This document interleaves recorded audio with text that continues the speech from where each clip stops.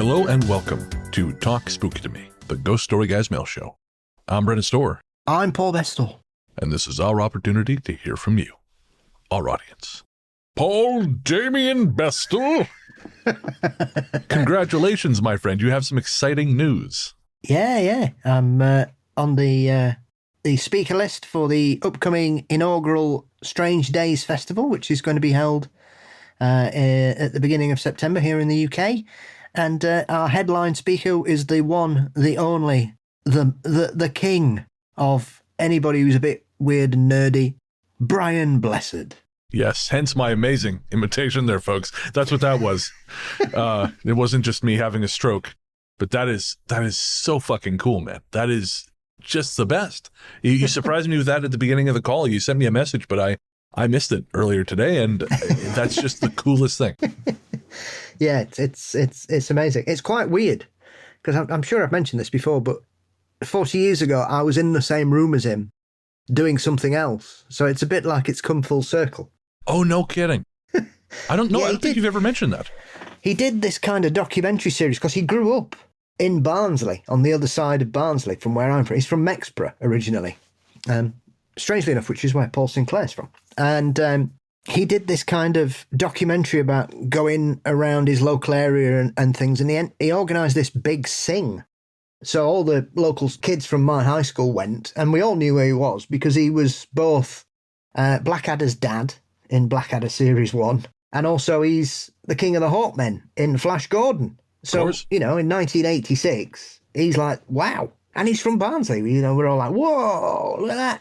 He's really famous. And so we went there and he did this big thing. And so I'm sure there'll be a clip out there somewhere of a very young Paul staring at him. And so here we are. I don't know. I think that was 85, 86. I think it's 86. So it's been nearly 40 years. Wow. So by those numbers, I will be hanging out with Keanu Reeves when I am 70 something. Wow. Because I was in the same room as Keanu Reeves 17 years ago. So yeah, in about another 23 years, he and I will be. You'll be in your 60s, not your 70s. Don't do yourself down. Matt, I'm a podcaster, Paul, not a mathematician.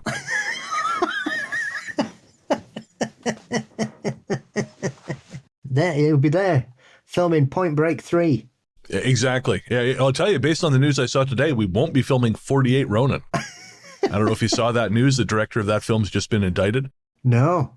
Yeah. I don't have all the details, but basically it sounds like he funneled some money from Netflix, what was meant to be for a show, into his own personal accounts and gambled a lot of it on cryptocurrency and bought expensive cars. We're talking like $11 million.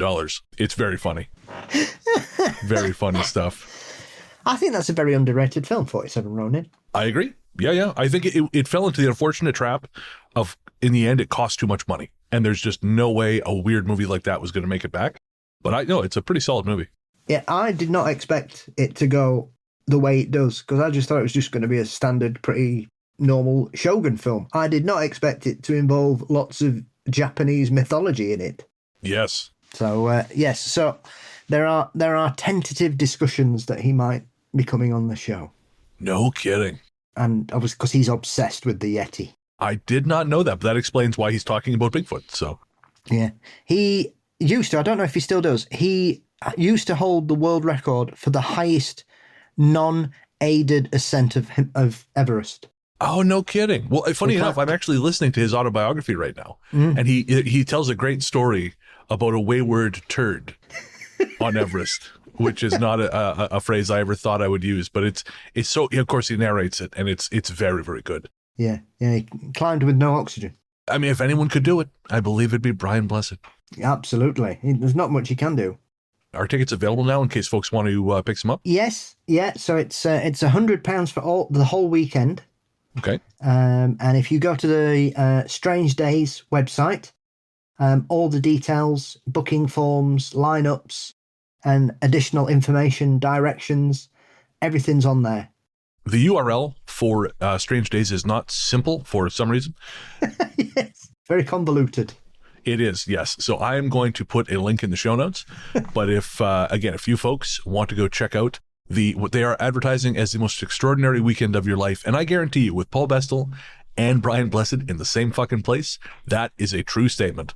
Yes, I know. I know a couple of the other speakers, because there's going to be about another 20 people added to the bill. So. Oh, no shit. Well, I see they got Richard Freeman on there. I mean, that's a great deal already. Yep, absolutely. Me, Richard Freeman, and Brian Blessed. What more could you want? I'm telling you. And where is the location? It's just outside Glastonbury. There we go. The Barge Inn and Campsite, Honey Street, Pusey. Yep. So if you fancy a pilgrimage to Stonehenge, it's a small skip, hop and a jump away. There you go. So again, that's Strange Days, September 5, 6, and 7th. And you will find a link in the show notes so you can get your tickets. Go see Paul and Brian hang out, talk. It's going to be a great-ass time.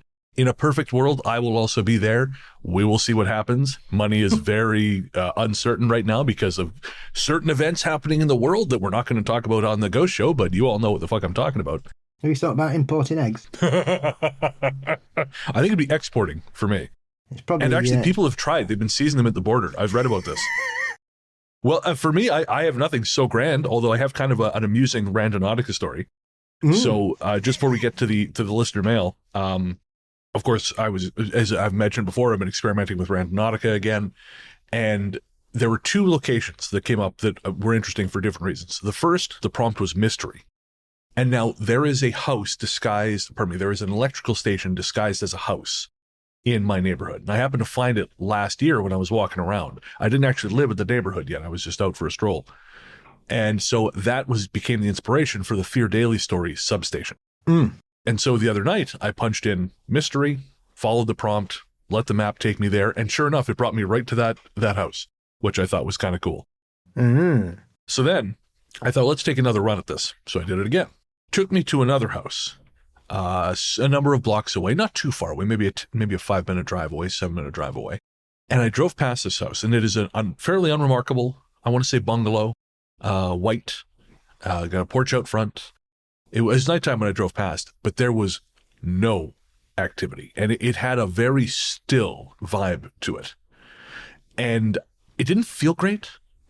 But I thought maybe I'm just, because sometimes when you do Randonautica, I find it feels a little spooky. It just feels like, oh, I'm doing something kind of a little spooky. So I thought maybe this is affecting my view of this thing. So I took a friend past the next night.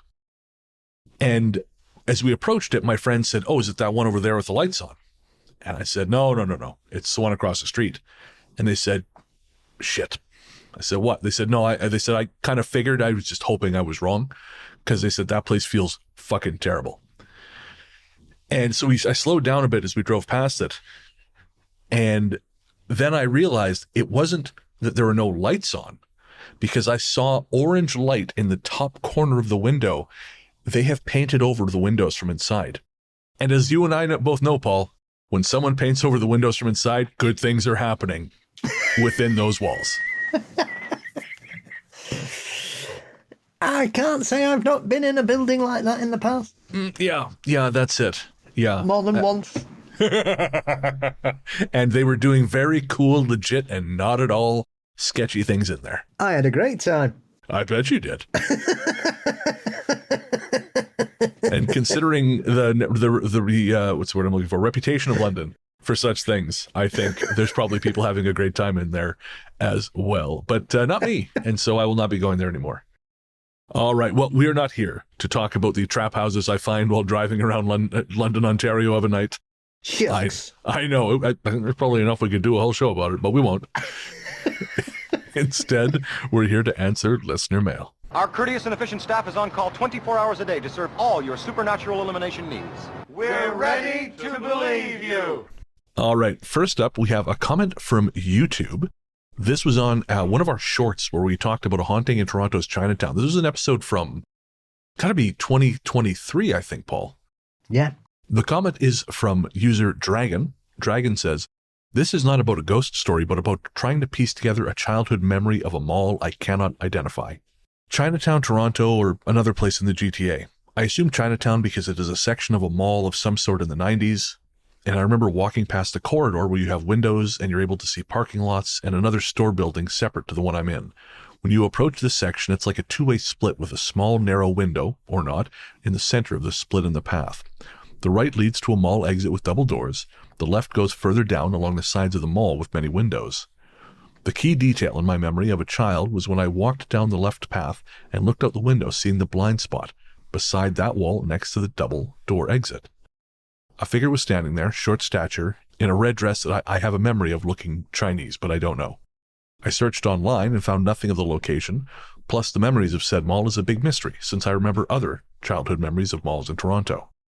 There was one with elevators at the entrance, has 3 floors, most malls have 2, and the 2 elevators are left and right of the entrance. I also remember a mall that has an underground Chinese restaurant. So, if any of our Toronto-based listeners have any sense of this, let us know. Write us an email, ghoststoryguys@gmail.com. Be very curious to see if we can help Dragon find his mall.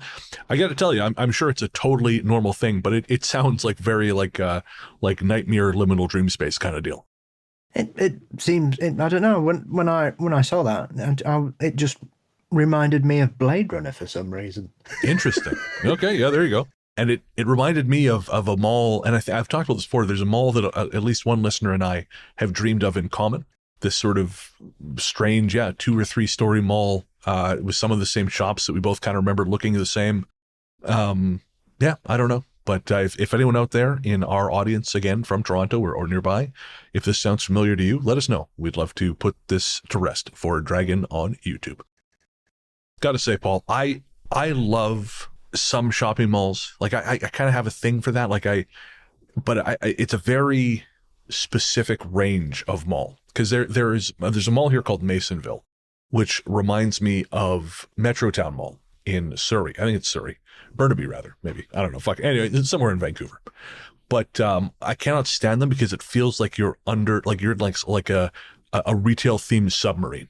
They're very like compressed, very small, but the malls that have like scale, some pomp to them, like Mall of America or West Edmonton Mall, the ones that are like grandiose simply for the sake of being grandiose, I am all about that shit. It's just like you throw Buffalo Wild Wings at me and a couple terrible toy stores and just, I don't know, I'm in.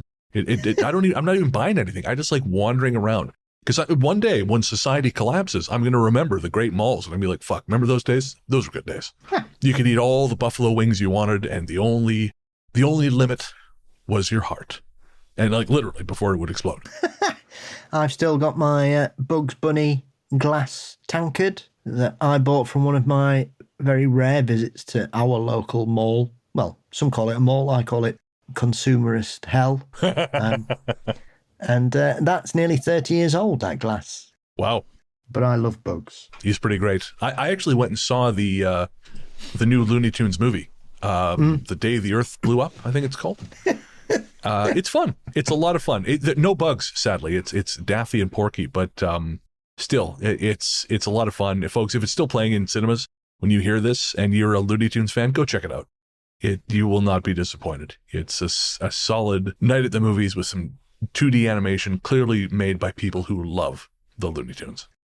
Next up, Dana writes on Spotify, the story Pulse that Paul read out sounds remarkably like an MRI with contrast, of which I've had several. The pulsing helicopter noise, the medicated calm, the darker veins. Obviously not a human-controlled MRI. Holy shit, alien MRIs. Thanks, I hate it. You're welcome, Dana. What a coincidence, Dana. I too hate it. You need to open your mind to new experiences. I mean, I guess the advantage of an alien MRI is it's you going inside something and not the other way around. So this is an improvement on many alien experiences of the last 50 years because you are, I guess, okay, well then technically you're like a giant dildo. But still, not going inside you. This is a net positive. Don't you look at me like that. Don't you thought of it too, you son of a bitch. Looking at me like, oh, Bren, here you go talking about being put inside people again. No. You judge me, Paul Bestel. Somebody watched Inner Space recently. I did see, what's it? It's a Dennis Quaid movie, right? Dennis Quaid, Martin Short. Yeah. I saw his kid in a movie. I went to go see a Novocaine yesterday. All right. And and that's another great one. Yeah, I go check it out. It's about a guy who who has a genetic condition where he can't feel pain, which I think is actually a real condition. Oh, I didn't know that was his son. Yeah, Jack Quaid. Yeah, I saw the trailer when Captain America tried to kill me. And That's when I realised we were in for a fun, because that's the first time I've watched a trailer in a 4DX where the trailers were 4DX'd. Oh, cool. And that does look a lot of fun. It's great. Yeah. Because, of course, there's a great scene where he's being tortured and he can't feel it. But his torturer doesn't know he can't feel it. And so he's basically just playing for time. So he's pretending like he can feel it. And it's very funny. It's like Crank, if Crank had a lot more heart. And a better script. Crank doesn't need a script. It has Crank. No, not a Crank guy. I've watched it once and that was more than enough. Oh, I'm sad that you were born without a heart, Paul Bestel. It's not my favourite State film. Well, that's fair. I mean, yeah, the man's... By a long way. It's not The Beekeeper. I rewatched that recently again, because it is just... I watched a bad film Sunday. I was really looking forward to it, and it really disappointed me. Was that? Sisu. Oh, you didn't enjoy it? I liked the first half. Oh, yeah, that's fair. And then I thought the last half of it was just stupid. When he survives was it a plane crash? Well, even before all that, I think everything up to the hanging scene is good. I enjoy that. Obviously, apart from a couple of nasty bits of nasty Nazis blowing up his horse and things. And I always thought, yeah, this is really good, and I'm enjoying this. And then after that, I just thought this is just stupid. And the last 20 minutes was just bollocks. I think it says a lot. Bollocks. I think it says a lot that I don't remember the last 20 minutes, half hour, but I have very fond memories of the first bit. So I think I feel the same. I've watched it. I gave it 1 thumbs up. It does have my favorite trope, or one of my favorite tropes. I have a couple of favorite movie tropes. One is henchman who gives up partway through the fight. Love that. One of my favorite moments of Iron Man 3 is when the guy just quits. He's like, I hate working here. They're so weird. And he just leaves. One of my favorites. But the other one is the, do you know who we just fucked with moment? I love that. Yeah. And the moment when they're getting the communication from head office in Germany, and they're like, wow, you're all going to die. I love that shit. And they have carry on. Yeah, that is a great one. And actually, they reckon he's killed 300 men. Yeah, exactly. Oh, yeah. well, I'm sticking around then. Piece of piss, this. I can take him down. I'm built different. You can. Of course you can, Fritz. Last thing, actually, and a little funny coincidence. Remember I told you that I met that dude in Hollywood? He was working in a froyo bar. He was an actor from a foreign country who'd been encouraged to come to the States. His co-star on that film is the lead Nazi in Sisu. Ah. Yeah. So it went well for that guy, not so much for the other guy. Hats off, Axel Henny. You managed to pull it off. Your former co-star, not so much. Go buy some froyo from him, at least. Next up is from our patron, Joel. Joel says, good day, my spooky friends. I trust that all is well. So I'm normally a little Kieran O'Keefe when it comes to the subject of possessed electronic appliances, such as televisions and toasters, but do believe that perhaps spirits may have the ability to communicate through phones. Calls from the dead have always fascinated me. You may recall that recently you read one of my emails regarding a Minecraft horror mod called The Man from the Fog, which my son has become a little obsessed with, but not in a sinister way. Part of his neurodiversity means that he tends to become hyper-focused on something, whether that be objects themselves or how they function. He also craves certain sensory inputs that create adrenaline rushes, such as jump scares. I understand, my guy, I understand. Within the same cluster of Minecraft mods is an entity known as the One Who Watches, who does just that. That entity is always somewhere on the edge of your peripheral vision. Always there, but not, if you know what I mean. The pair of us were playing this mod yesterday. He was on an old laptop of mine, and I was on a current model, both in the same world. You know when the One Who Watches is stalking you, as the word run in an inhaled, breathy voice can be heard. Well, that sounds fucking terrifying. All this weird shit in Minecraft, part of me is like, maybe I should be playing Minecraft. I don't know. Sounds like a pretty normal night out. Yeah, the Sheffield mod for Minecraft. I think it's more like there's a Minecraft mod for Sheffield. I think Sheffield's actually in Minecraft. I believe it. Again, that 0%. And I think the One Who Watches would have to watch his own ass there. What are you doing lurking about, you weirdo?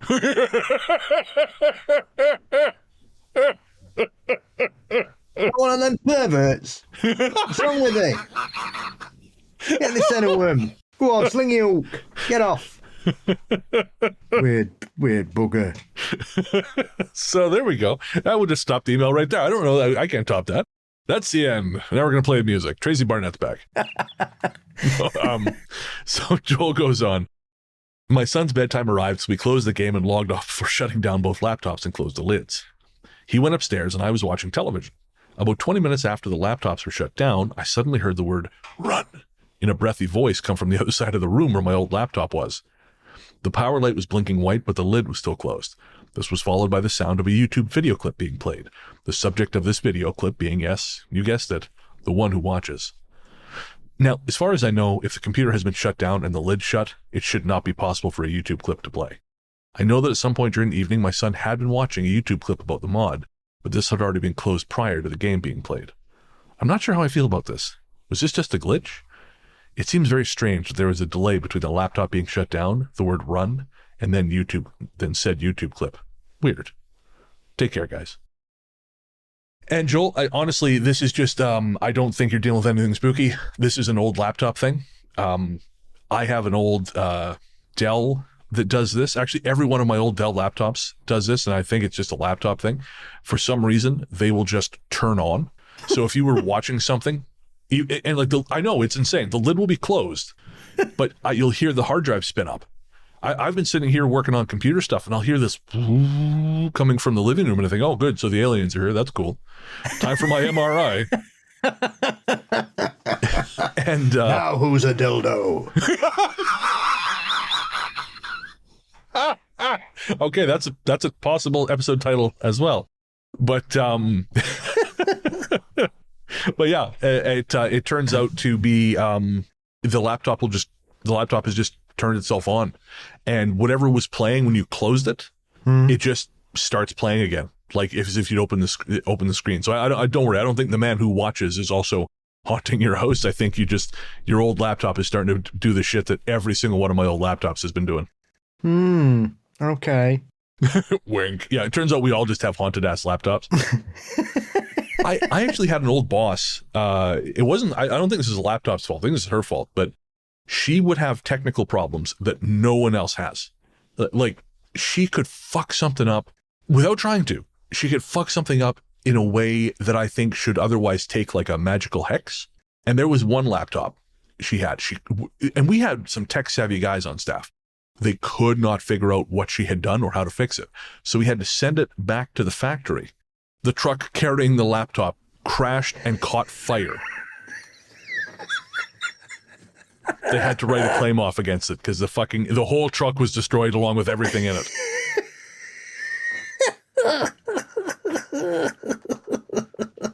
Not so tough now, the man who watches. I hope the driver was all right. Yeah, he was. Yeah, driver's fine. Everything else in it was fine. I'll carry on laughing then. Yeah. I probably would have phrased it better, like the laptop that killed the man or something, or prefaced this like, also, there's a tragedy attached to this. Death by laptop. Yeah, no, this one's just hilarious. Kelly C on Patreon writes, I'm just playing catch-up on episodes now, and I just wanted to say there was a period of time that Jeremy Wade's River Monsters was on Canadian Netflix, and my brother and I loved that show. I wish it would come back, as it's a great show to watch. I learnt a lot of things, and it just makes for good background noise too. I agree. As someone with absolutely no interest in fishing on any level, how I found that show and loved it baffles me. But then I realised he was fishing the weirdest fucking fish on Earth. He was basically fishing aliens. That's what it is. Fish with human teeth? Fuck off. What we got to do is get Jeremy Wade a new show where he trains to fight God. Well, when we went to Chernobyl looking for mutant catfish. What the fuck are you doing, man? Get the fuck out of there. I've got to wear this special button. And after a while, it will begin to beep, and that means that the radiation level is becoming almost dangerous. Fuck off, Jeremy. Get out. That means my DNA is about to start unwinding. This is worth it for a TV show. Have you seen Resident Evil 4? Have you played Metro 2033? Are you aware of the game Silent Hill? There's another one of those coming, apparently. Silent Hill F. River Monsters, brilliant. Jeremy Wade, I mean, yes, he's a great television presenter, but people forget he's one of the best fishermen in the world. See, I didn't know that about him. He's incredible. There's nothing he can't catch. You know, I mean, when he went noodling just baffles me. What's noodling? Do you not know what noodling is? No, that would be why I asked. Okay, so noodling is a sport in certain states in the lower part of the United States where they will hand fish for catfish. So catfish make burrows in riverbanks, right? And so what you do is you stick your arm in a burrow and the catfish goes, "The fuck's going on here?" Boom! And grabs onto your arm. And so you've no idea how big the catfish is because you can't see it. You just know it's on your arm. And therefore you have to pull it out of its burrow and wrestle with it to land it to then put it into the noodling competition. People die doing this. Well, I'm not surprised. I would assume a lot of people die doing this. Is fishing with you as the bait. Yeah, and catfish can grow up to 20 feet. Do they, I know this is probably a stupid question, so I don't know why I'm asking, but I'm going to ask it anyways. Do they wear protective gear on their fist? No. Of course. Okay. Yeah, no, that was a stupid question. There's no point. If you wore anything, it'd be something else that would help weigh you down. That's fair. Yeah, no, that's fair. Okay. So you just go, yeah. You should watch it. There's tons of videos of people going noodling. It's one of those things that I've learnt over the last 15 years that I would never have imagined I would know anything about. And that's noodling. So, but yes, they took it. We went noodling and almost won the competition. Then jumping fish, got smacked in the face by one of them. Another one broke his ribs. Jesus Christ, really? Yeah, they just attack you. They just have some of that. This is why I stay hanging out in bars and coffee shops, Paul. Yeah. Electric eels. He went swimming with piranhas to prove that piranhas are not ferocious predators. I remember you telling me about that one. That blew my mind. They're just all sat there. They're like, "Oh, hello. He's a big fish. Very nice." Didn't give a shit. Interesting. Okay. Well, again, Jeremy Wade, you are missed. I hope you are having fun wherever you are. Hopefully not punching catfish in the stomach. Yeah. I will say one thing. After he'd done, I think he did 12 seasons of River Monsters here. He then did another season, a series called Dark Waters, which is more mysteries and cryptids. Okay. Which is quite interesting as well. So he's looking at like maritime disasters and strange things in the seas and things like the Kraken and sea monsters and stuff. So that's a good watch as well. Oh, cool. All right. Thank you, Kelly. Yeah, I have not. I'm aware of it. I haven't seen it. It's the only problem with these streaming services, man, is things will just appear on there and then disappear, and you have no idea where the fuck you can find them after that. Yeah, well, we're lucky because I think Dark Waters was on Discovery, but River Monsters is a British TV production. It's ITV. Oh, cool. Okay, interesting. Like I said, just one late Friday night, hammered, and I was hooked, literally, by a man fishing. It's like those ads for Superman. You'll believe a man can fish with his fist. All right, we have one more, then we're going to take a quick ad break. This is from Matt on Instagram. This one blew my mind. Matt says, "Not sure when or if you'll see this, but I just needed to say that I was listening to the newest Talk Spooky where you're interviewing the spirits Uncorked ladies when they started telling the story about the lady named Elise who wrecked a runaway jet ski and was saved by the lady in blue as a kid. Imagine my surprise when I finally realized they were talking about my ex-wife. There's a photo close up of her face near the bottom of my page where you can see the scar on her forehead where she hit the tree. She's always told that story and attributed it to angels because that's just what she was told, because of course we're in the Bible Belt. It's even more crazy now knowing about the lady in blue. I've heard that story before and knew about the sisters disappearing, but didn't realize it was on Lake Lanier and that it was right where Elise had her accident. Wild. I had to text her and ask why the podcast I listened to all the time was talking about her. The world is weird. And how fucking random is that? Why are you on my favorite show? Yeah, that's goddamn crazy, Matt. I so appreciate you sending that in. I sent it to, the day he sent it, I sent it to Paul, Elizabeth, and Erica. And everyone was just kind of like, holy shit. Well, again, what are the odds? Well, like 100%, as my physicist friend would say, because it actually happened. But still, amazing. It's absolutely nuts. Amazing. That's blown my mind. That's one of the strangest things I've ever been involved in. Yeah. Again, every now and again, the show can still surprise us. I love that. I've been doing this. This is my 9th season, and it can still surprise me.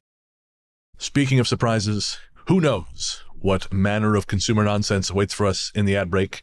Hopefully it'll be me and Paul shilling something cool. But if it's not, just skip it, and we'll be right back with more email. Welcome to the 2025 Noodling Championships, and you can join right now by going to noodling.com. I feel like that's probably not a site we want to go to. I just feel something with the name noodling seems like, that's fuck stuff. I bet that's fuck stuff. Yeah. It's probably connected to salad fingers, so yeah, don't go there. Hang on. Just noodling.com. Some punk-ass bitch has bought it and is reselling it. Well, that's an anticlimax. Here's some ads.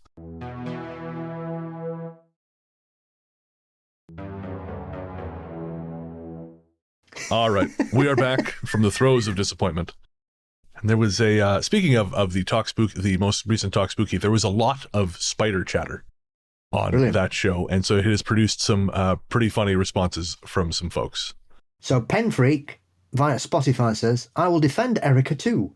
I was bitten by a spider the night before I got married. I thought it was a mosquito bite. But a few days later, I was at urgent care getting IV antibiotics. The bite had grown, and there was a red line of venom moving up my thigh. Oof. The next day, I had to get 2 more IVs and take oral antibiotics. So I'm with you. On the good side, I've been married 28 wonderful years. Man, yeah, that's what happened to Luke.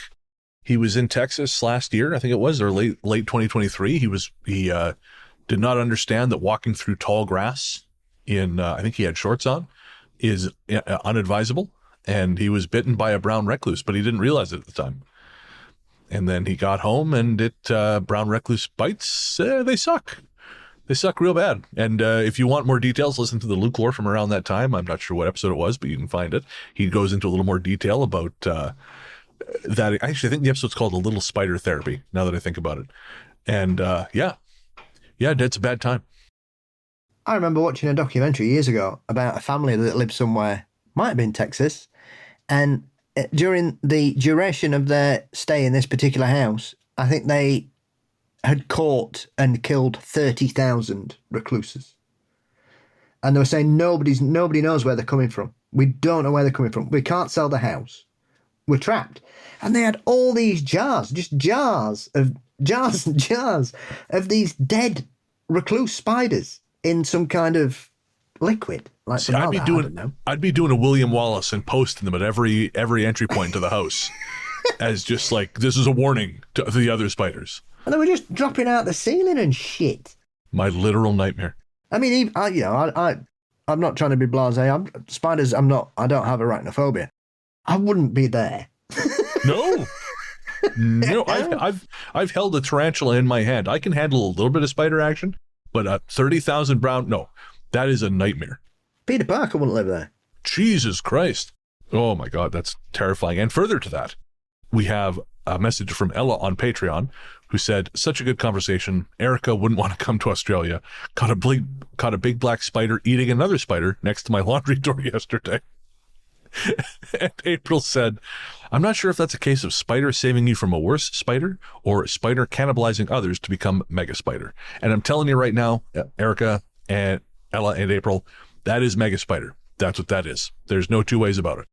Well, that's why they always advise you in Australia to keep, if you get a huntsman that decides to move in, just leave it, because it'll just keep everything, it'll kill everything else. Right. I'm down with that as long as he stays off me and my shit. The problem I have is, like, whenever I'm in Victoria, I cannot fall asleep on the couch with no shirt on anymore, because the little 8-legged fuckers will always find me and bite my stomach. It is very upsetting, because I won't notice it at first. And then I'll wake up in the morning and think, oh, why is my stomach burning? And then, oh, cool, because fuck me. Oh, I wonder if it's like fleas, that they're only attracted to certain blood types. Maybe. Is that a flea thing? I didn't know that. I've laid in a bed with someone and they've been bitten by fleas and I hadn't. Well, it's because your blood is venomous. Well, we know that because I killed a rat that bit me. Yeah, you Chuck Norris to rat. It died after biting me. Yeah. Ha! Take that, say hello, bastard. a furry fucker. So maybe, I don't know, but no, I'm with Eric. I'm not a fan of spiders. Again, I can kind of handle it, but I don't know. It reaches a certain point where if you're like climbing on my shit, then buckaroo, you gotta go. Speaking of things that should be outside but are now inside, I got a text from Nick the other day, and she was laying in bed playing her Switch, and the fucking squirrel is just on her lap, sniffing the Switch. I said, come on, man, I think it's a little too comfortable now. The squirrel's just a little too relaxed about being in our home. I don't love this. She goes, oh, yeah, he climbed through the window down to the laundry basket, jumped from the laundry basket onto the bed. I'm like, well, that's great. I just don't know that any of this is things we want to have happening. Strangely, Jenny, who's somebody I've got to know over the years, she's a Spurs fan, was also the keyboardist in Zig Zig Sputnik for several years. She's ended up becoming like a squirrel woman. Okay. And she's basically got all these squirrels that come to her house and knock on her door and ask for nuts and stuff. So this is an English thing, because this is exactly what Nikki has done. Last time I was there, I'm actually headed there tomorrow, but last time I was there, I was in the bedroom putting away laundry, and I heard this knocking on the window. And I thought, what the fuck is, and I look, it's a squirrel.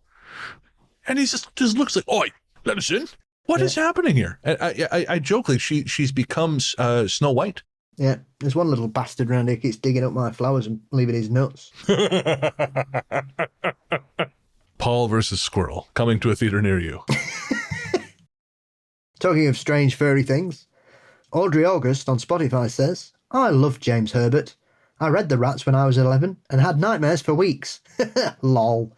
Still was my introduction to horror, and I still love it. Great work, guys. I'm a bit annoyed that I've now caught up on all the episodes. I got great news for you, Audrey August. You got Patreon.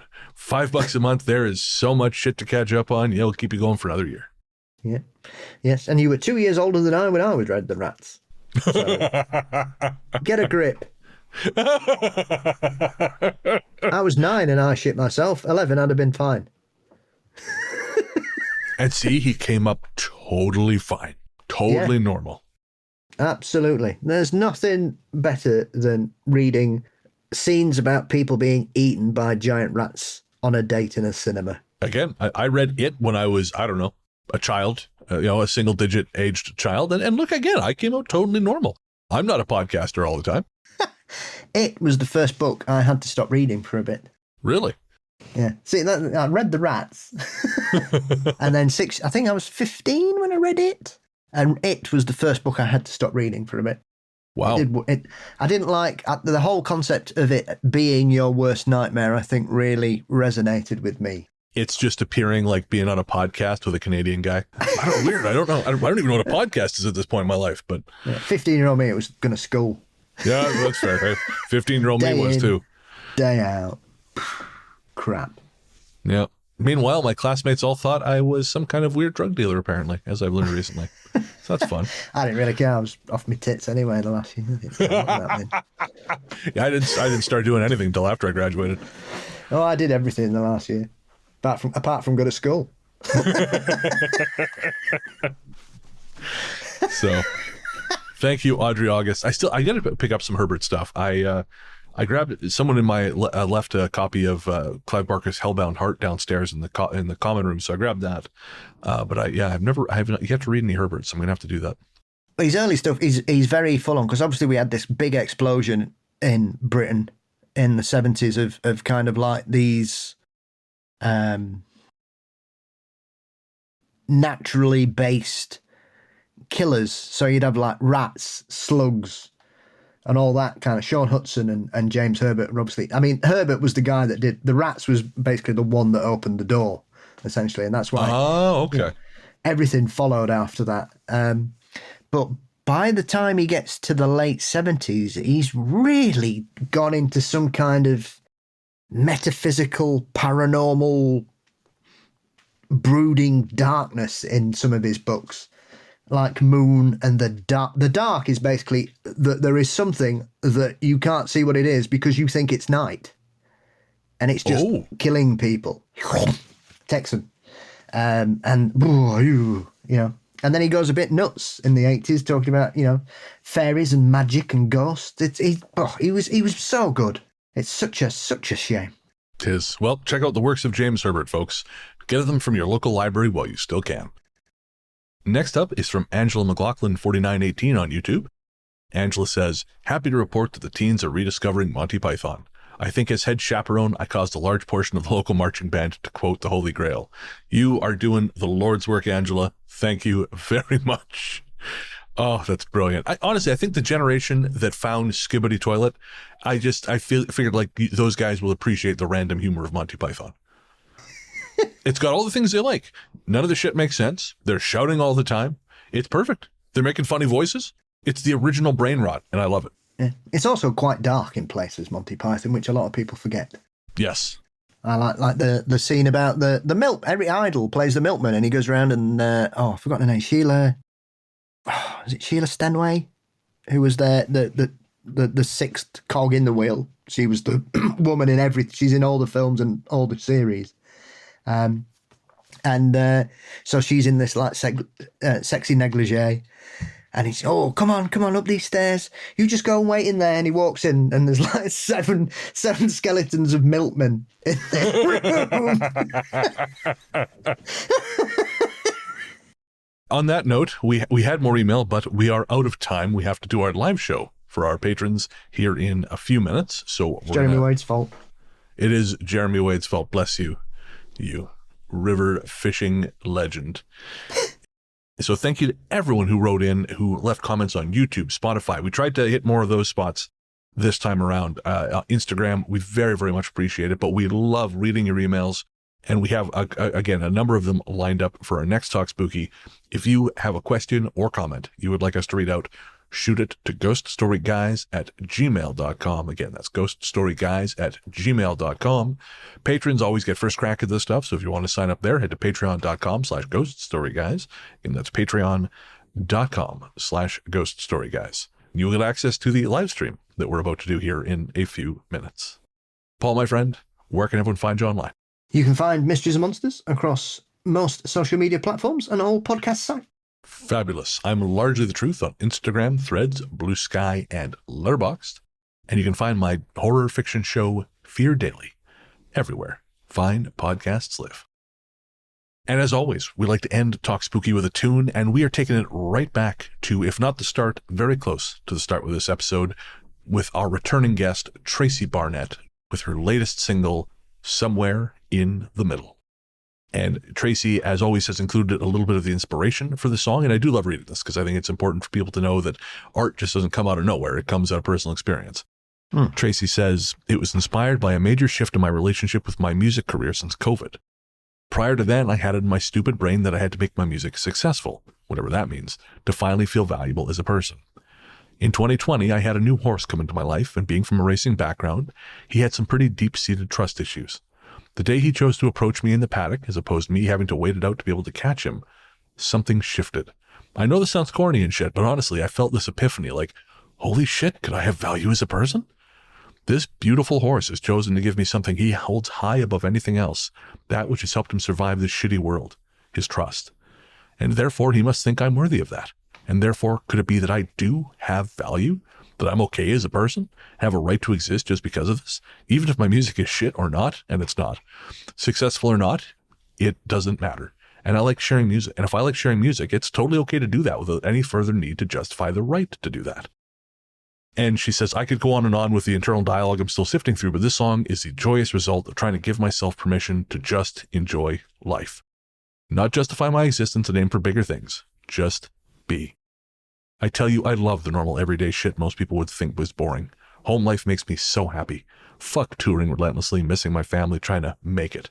It never felt right. And she finishes by saying, if you've made it this far, once again, thank you and Paul for being fun, friendly voices who feel like friends when I need to tune out the brain gremlins running rampant in my head.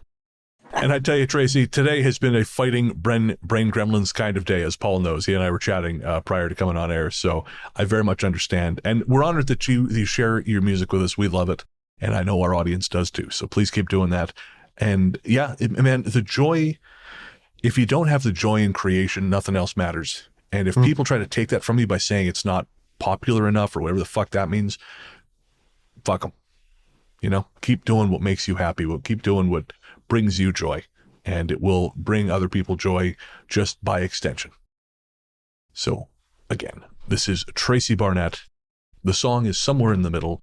You can find more from Tracy at tracybarnettmusic.com, and we'll put all her links in the show notes as well. Of course, you'll find full show notes at ghoststoryguys.com. Thanks as always for joining us, folks. We will see you next week for episode 211. And until then, we will leave you with Tracy Barnett and Somewhere in the Middle.